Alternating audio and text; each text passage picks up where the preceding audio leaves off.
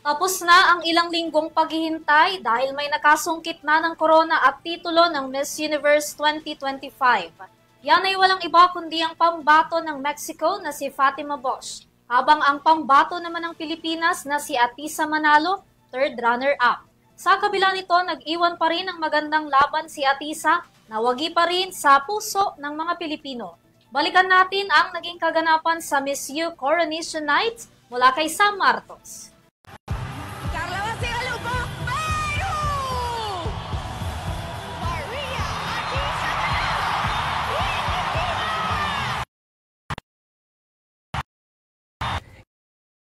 Ilan lang yan sa mga kaganapan sa kakatapos lang na verse 2025. Ang 25, si Mabo, si Miss Thailand, naman third runner-up ang pambato ng Pilipinas si Maria Atisa Manalo at fourth runner-up naman ang bansang Cote d'Ivoire. The 74th Miss Universe is Mexico!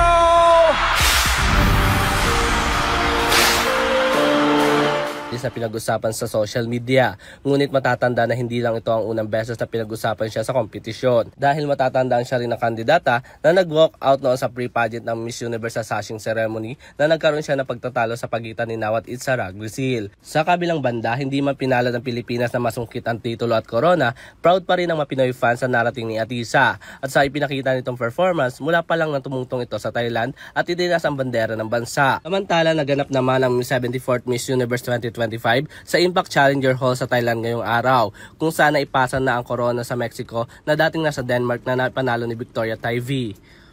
Para sa Your TV Showbiz Balita, ako si Sam Martos, sumasaludo sa bawat Pilipino.